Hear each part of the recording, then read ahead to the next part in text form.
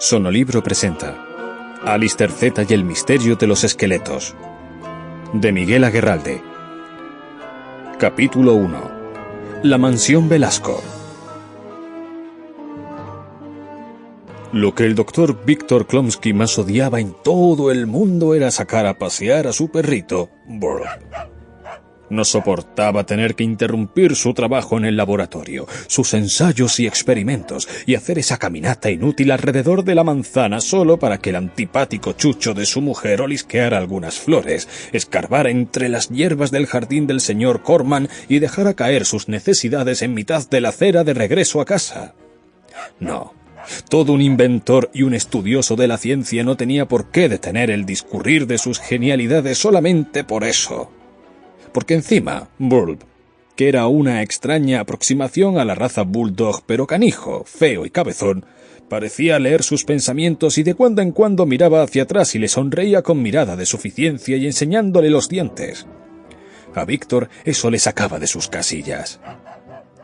De manera que en las últimas semanas había decidido comenzar a pasearle durante distancias más largas, aprovechando el frescor de la brisa nocturna para oxigenarse un poco y alejarse de la atmósfera cerrada y vaporosa de su laboratorio.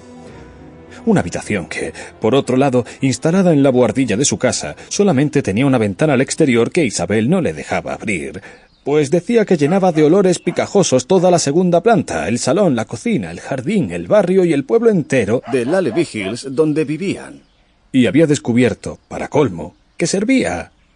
No pocas buenas ideas, útiles para su trabajo, se le habían ocurrido en esos paseos largos que en principio perseguían solamente el objetivo de torturar a Bulb.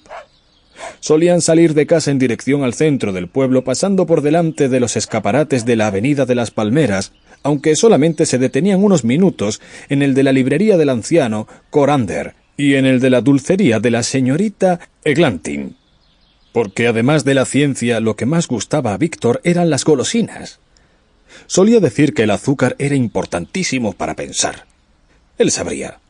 Después, una vez dejados atrás el centro comercial de los Dos Pinos, cruzaban hacia la acera contraria, por delante de la escuela primaria Columbus, y callejeaban unos minutos por el casco histórico de Laleby Hills antes de regresar por el mismo camino a casa. Laleby Hills era un municipio pequeño, pero de los más antiguos de la región, por lo que sus arterias más céntricas eran estrechos callejones, retorcidos como lenguas de serpiente, tenebrosos y adornados con muchas placas de metal que recordaban episodios oscuros de esa época en la que se perseguían hechiceros y brujas y la gente dormía con un crucifijo entre las manos. A Víctor, todo un hombre adulto y cultivado, le seguía atemorizando pasear de noche por allí, tanto como cuando era un niño, y de ninguna manera permitía que su hijo, Alistair, lo hiciera. Una noche, sin embargo, una de esas en las que el cielo está tan despejado que la luna lo pinta de gris y las estrellas parecen al alcance de la mano, el inventor volvía a casa distraído, pensando en todo esto, y se pasó de largo su manzana sin darse cuenta. Los genios suelen ser muy despistados. Cuando levantó la vista del suelo comprobó que se habían internado en una zona solitaria y descuidada, al filo de los límites de la ciudad, a la que nadie solía acercarse ya. Poco más adelante, Burl se detuvo para olisquear, con curiosidad y cierto temor, el pie de una oxidada verja de metal que no conocía.